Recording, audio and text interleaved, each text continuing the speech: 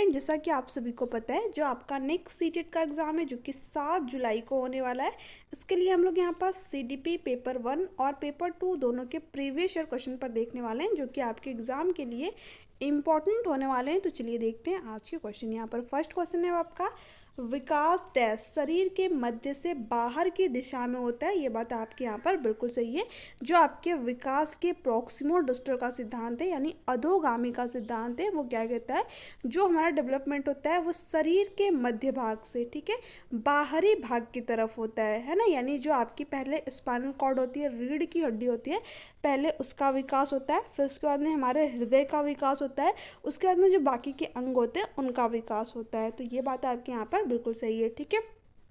Next आपका दे रखा है, नीचे से ऊपर की ओर होता है। देखिए, जो विकास के शीर्षगामी का सिद्धांत है, सेफलोकॉर्डल का सिद्धांत है, वो क्या कहता है, हमारा विकास सिर से पैर की तरफ होता है ना।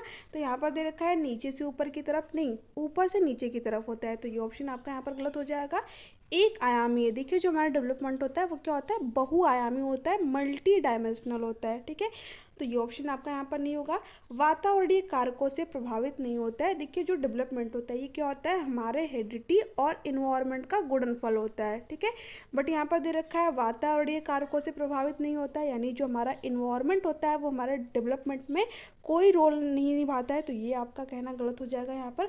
तो तीनों बातें आपके यहाँ पर गलत है। यहाँ पर फर्स्ट ऑप्शन आपका राइट आंसर हो जाएगा। नेक्स्ट देखिए क्या दे रखा है, कथन दे रखा है आपको यहाँ पर, संज्ञानात्मक विकास मध्य बाल्यावस्था तक तेजी से विकसित होता है और फिर ठहर ठहर जाता है। देखिए, जो हमारा डेवलपमेंट होता है ना, इसके कई क्षेत्र होते हैं, कई डोमेन होते हैं। पहला क्या होता है आपका, शारीरिक विकास, ठीक है, यानी फिजिकल डेवलपमेंट। दूसरा क्या होता है, कॉग्निटिव डेवलपमेंट, यानी संज्ञानात्मक विकास, ठीक है।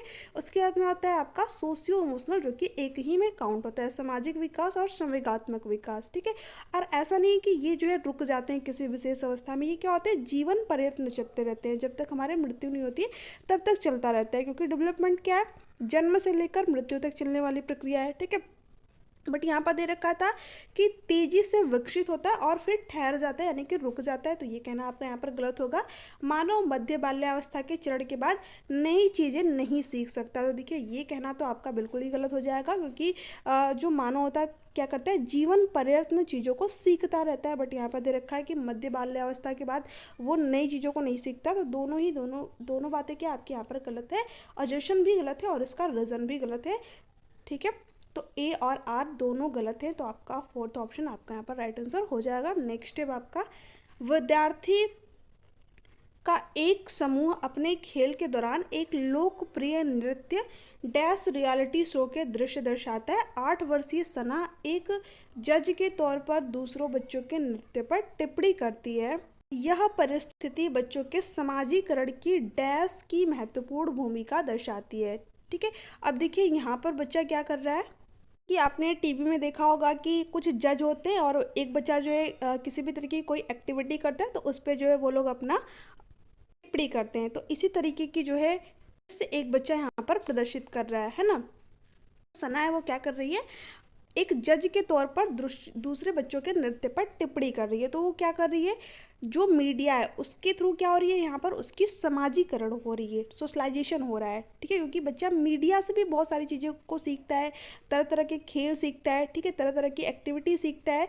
तो जो मीडिया है वो क्या करती है, बच्चों के ऊपर सकारात्मक और नकारात्मक, पॉजिटिव और निगेटिव दोनों प्रकार के जो है इफेक्ट डालती है, प्रभाव डालती है।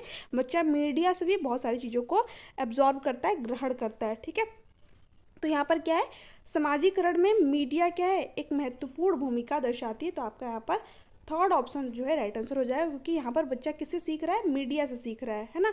और एक क्वेश्चन आपका यहाँ पर ये पूछा जाता है कि समाजीकरण का जो है मीडिया कौन सा कारक है ना।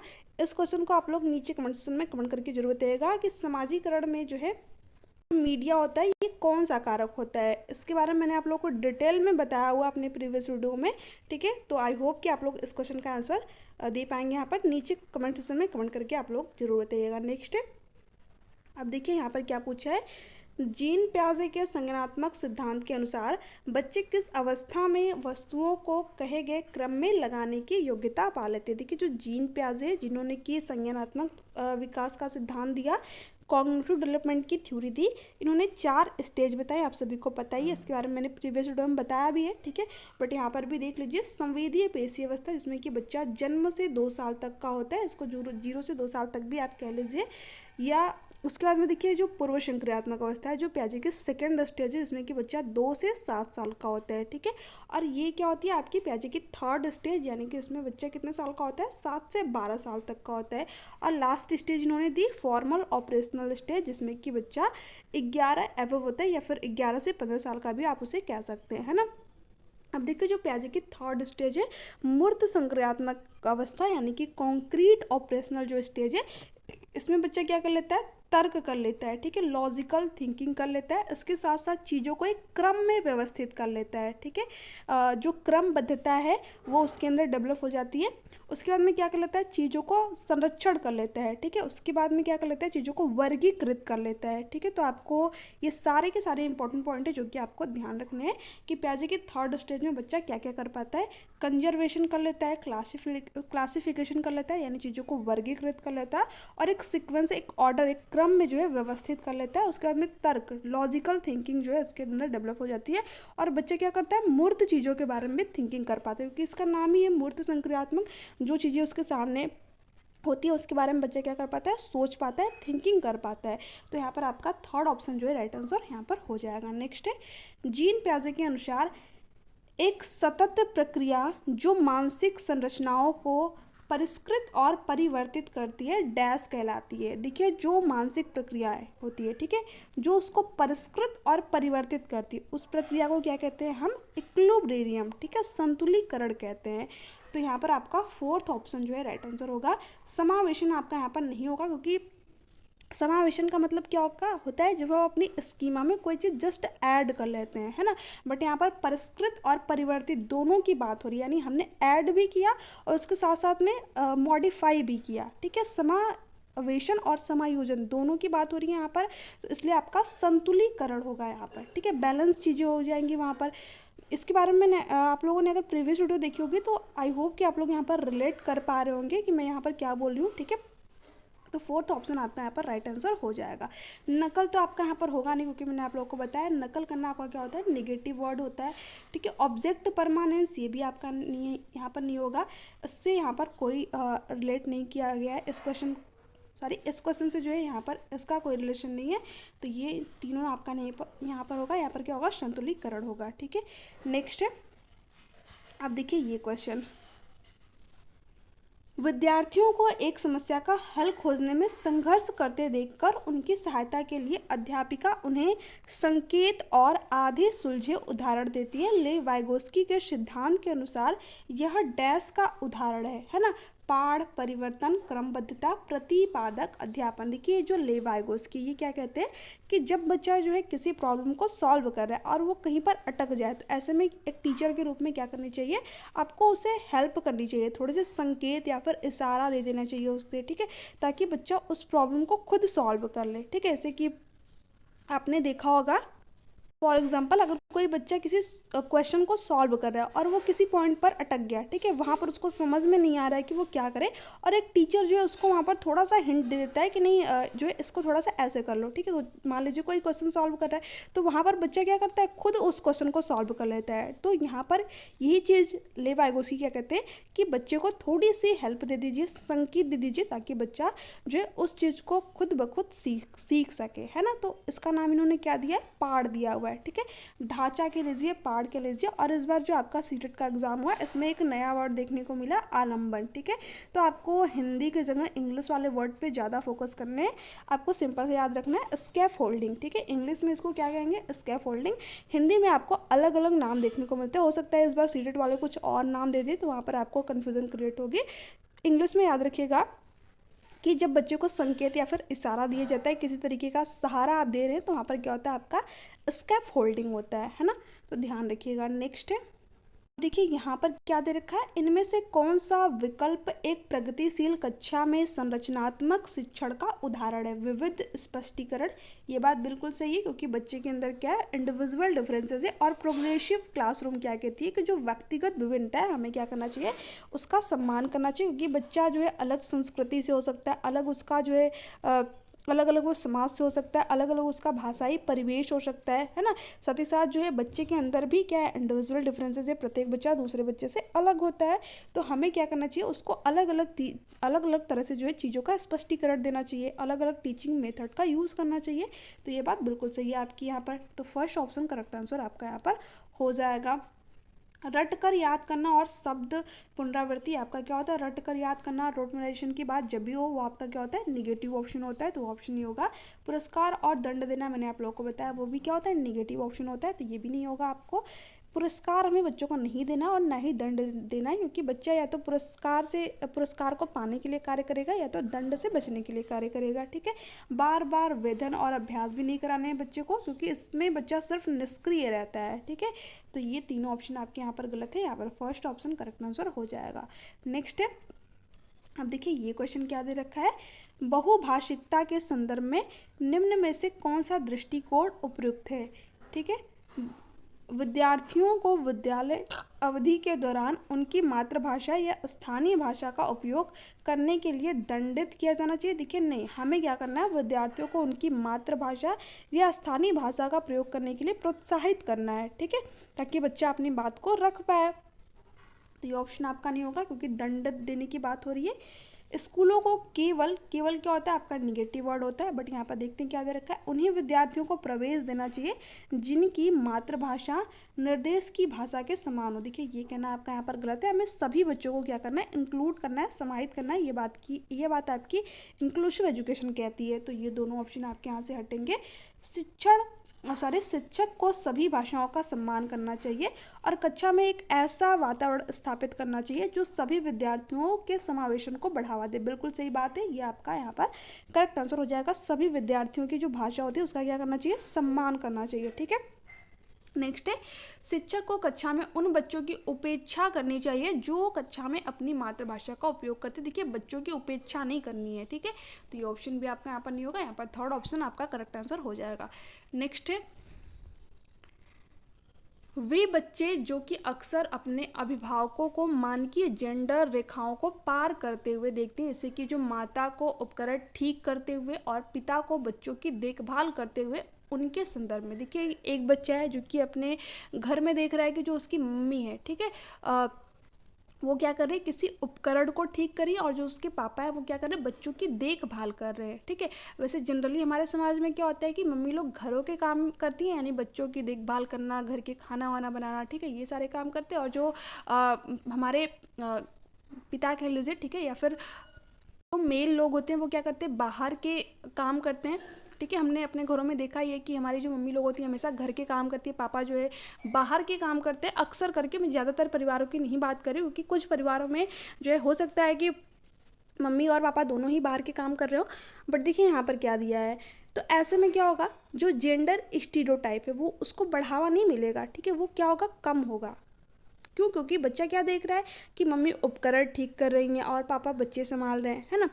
और हमारे समाज में क्या देखने को मिलता है कि जो मम्मी है वो घर के काम करती हैं, पापा बाहर के काम करते हैं। तो इससे क्या होगा, बच्चे की जो स्टीरियोटाइप धारणा है उसको बढ़ावा मिलेगा। बट यहाँ पर क्या होगा, ठीक है, यहाँ पर उसके अंदर स्टीरियोटाइप की भावना नहीं आएगी, कम आएगी। ठीक है, तो ये ऑप्शन आपका यहाँ पर सही है। कम संभावना है कि वे जेंडर रूढ़ियों का अनुसरण करेंगे। ठीक है, तो यहाँ पर आपका फर्स्ट ऑप्शन राइट आंसर हो जाएगा, क्योंकि समाज क्या करता है, बच्चा क्या करता है, जो चीज़ें देखता है वही चीज़ें वो सीखता है। ठीक है, तो हो सकता है कि वो समाज में कुछ और देख रहा हो, बट अपने जो फैमिली में वो देख रहा है, तो वो चीज़ें कहीं ना कहीं उसके ऊपर इफेक्ट डालेंगी, प्रभाव डालेंगी, है ना।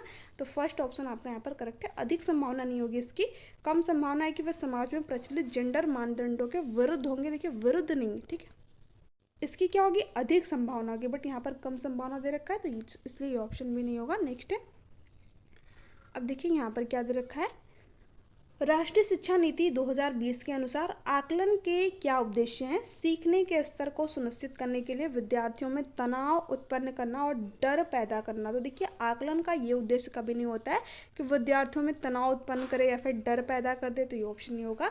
अध्यापन अधिगम क्रियाओं को दोहराना, दोहराना क्या होता है, आपका निगेटिव वर्ड होता है, तो ये ऑप्शन आपका नहीं होगा। अब देखिए एक मिनट, पर देखिए ए वाला तो आपका गलत था, तो ए जिस भी ऑप्शन में वो आपका ऑप्शन है आपके यहाँ से हटेगा। ठीक है, इसमें है, सॉरी, इसमें भी ए है आपका, इसमें भी ए है और इसमें भी ए है। और यहाँ पर क्या होगा आपका बी वाला ऑप्शन जो है राइट आंसर हो जाएगा। अध्यापन अधिगम क्रियाओं को दोहराना आपका यहाँ पर नहीं होगा, यहाँ पर थोड़ा सा मुझे लग रहा है टाइपिंग मिस्टेक है, ठीक है। तो ये ऑप्शन आपका यहाँ पर होगा। और अधिगम और विकास को अनुकूलित बनाना, ये भी आपका यहाँ पर होगा। कक्षा के अंदर और बाहर विद्यार्थियों का समर्थन देना, तो तीनों बातें आपके यहाँ पर सही है। तो फोर्थ ऑप्शन आपका करेक्ट होगा, क्योंकि ए तो आपका किसी भी हालत में नहीं होगा, ठीक है। तो ए तो आपका इन तीनों में दे रखा था, तो ये तीनों गलत होंगे। यहाँ पर फोर्थ वाला ऑप्शन आपका करेक्ट है।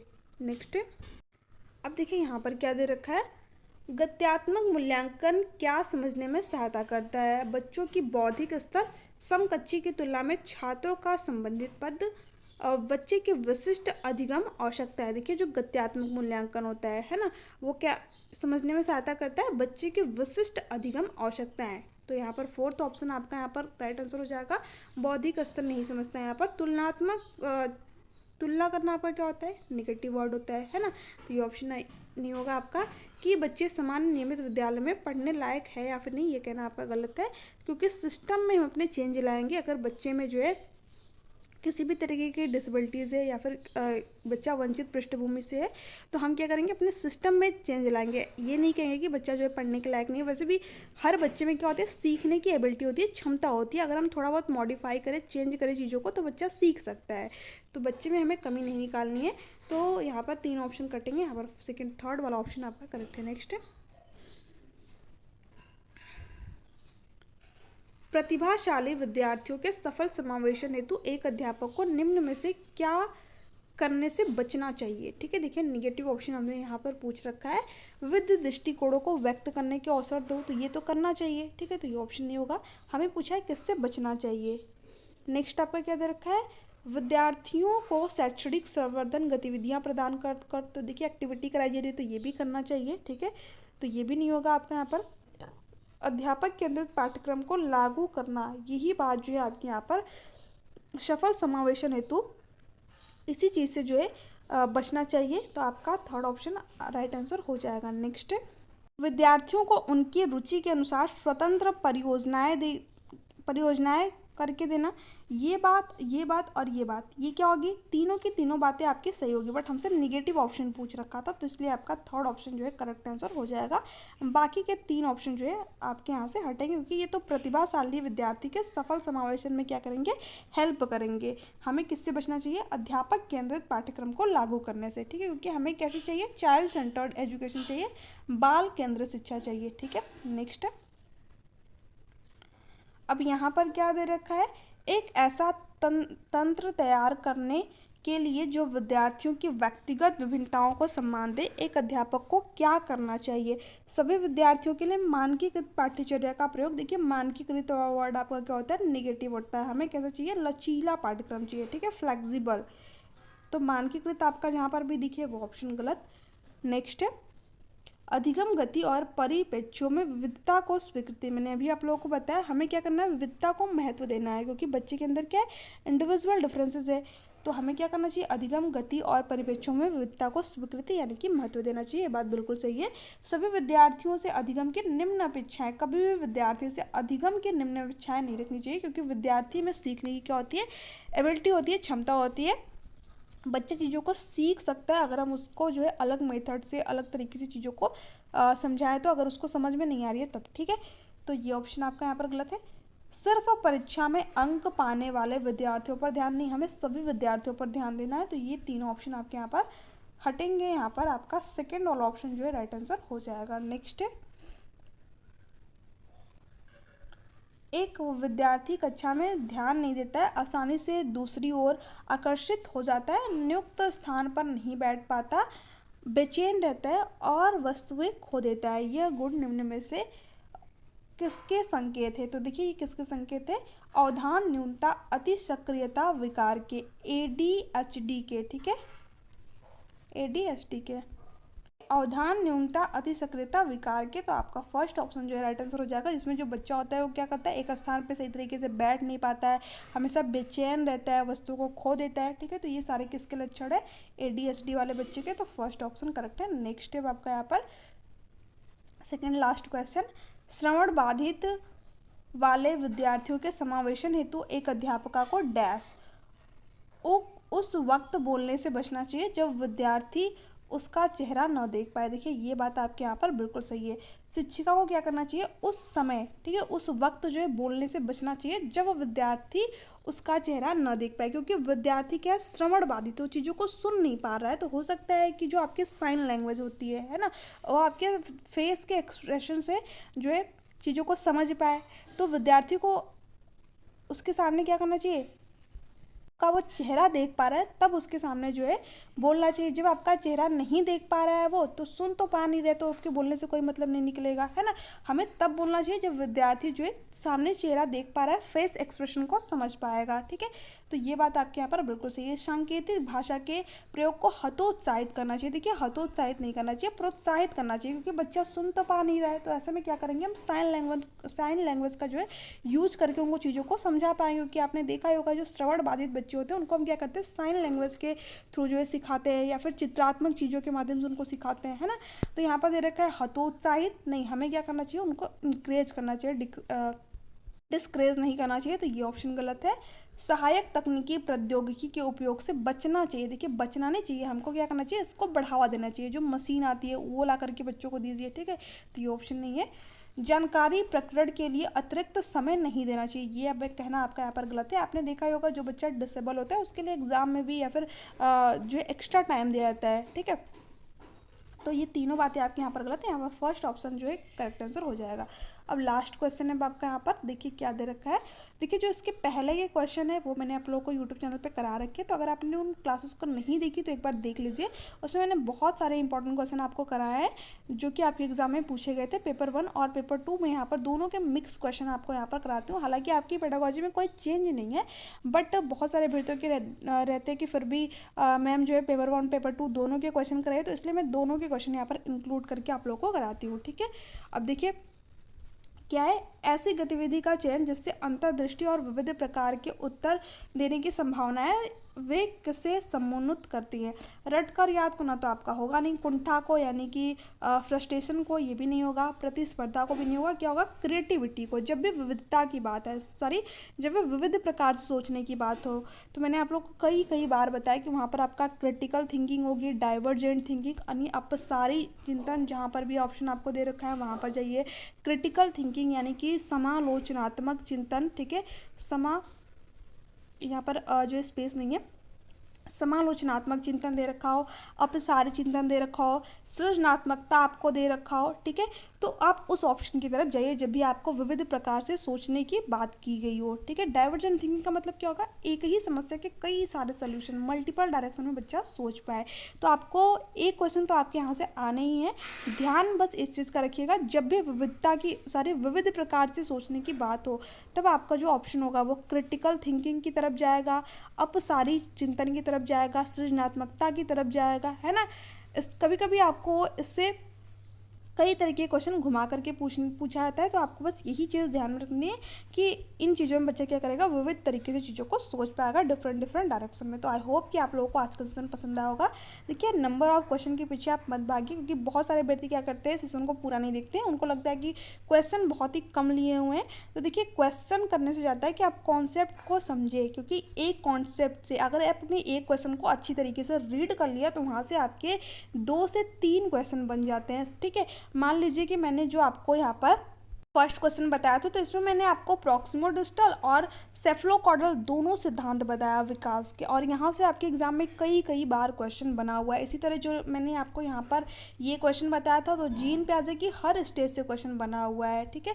तो आप नंबर ऑफ क्वेश्चन से ज़्यादा जो है इन चीज़ों पे फोकस कीजिए कि आपके कॉन्सेप्ट कितने क्लियर हुए, आपने उस चीज़ को समझा कितना। जब भी आप खुद से भी प्रीवियस ईयर क्वेश्चन पर सॉल्व कर रहे हैं, पीवाई को आप खुद से अगर लगा रहे हैं, तो आप ये कोशिश करिए कि हम जो है क्वेश्चन भले ही 10 तो सॉल्व करें, बट जो कॉन्सेप्ट है वो हमारे क्लियर होने चाहिए। 10 ही क्वेश्चन हम एक दिन में लगाएं, बट उनसे रिलेटेड जितने भी इंपॉर्टेंट पॉइंट है उनको हम समझ लें अच्छी तरीके से, और उनके बारे में प्रॉपर एनालिसिस कर लें, क्योंकि अगर उन टॉपिकों से रिलेट करके क्वेश्चन आ गया तो हम वहाँ पर हमारे एग्जाम में गलतियाँ ना हो। अगर इस तरीके से पढ़ेंगे तो आप कई सारे क्वेश्चनों को जो आपके एग्जाम में अलग अलग तरीके से पूछे जाते हैं उनको भी यहाँ पर आप सॉल्व, मतलब उनके आंसर तक पहुँच पाओगे, ठीक है। कि देखिए आपका जो सीटेट का एग्ज़ाम है इसमें क्वेश्चन आपने देखा होगा ज़्यादातर रिपीट नहीं होते हैं, ठीक है, अंडरस्टैंडिंग बेस्ड क्वेश्चन आते हैं। तो अगर आपके कॉन्सेप्ट क्लियर है तो आपका सीटेट का एग्ज़ाम डेफिनेटली क्लियर होगा, वो भी अच्छे नंबर के साथ में। तो आई होप कि आप लोगों को आज का सेशन पसंद आया होगा। वीडियो अच्छी लगी तो चैनल को जरूर सब्सक्राइब कर लीजिएगा और वीडियो को लाइक एंड शेयर कर दीजिएगा, क्योंकि देखिए मैं वीडियो के बीच में बिल्कुल भी नहीं बोलती हूँ आप लोगों से, क्योंकि फ्लो थोड़ा सा ख़राब होता है। तो प्लीज़ आप लोग चैनल को सब्सक्राइब कर लीजिएगा, लाइक कर दीजिएगा और शेयर कर दीजिएगा वीडियो को ज़्यादा से ज़्यादा। और पीडीएफ आप लोगों को टेलीग्राम चैनल पे मिल जाएगी, इसके बारे में मैंने आप लोगों को बताया ही है। नोट्स चाहिए अगर आप लोगों को तो वो भी टेलीग्राम चैनल पे मिल जाएंगे, बिल्कुल फ्री नोट्स है। तो आप लोग उन नोट्स को डाउनलोड करें और रीड जरूर करें, वहाँ से आपको बहुत हेल्प मिलेगी। थैंक्स फॉर वॉचिंग, मिलते हैं आपसे नेक्स्ट वीडियो में, तब तक के लिए बाय बाय, टेक केयर।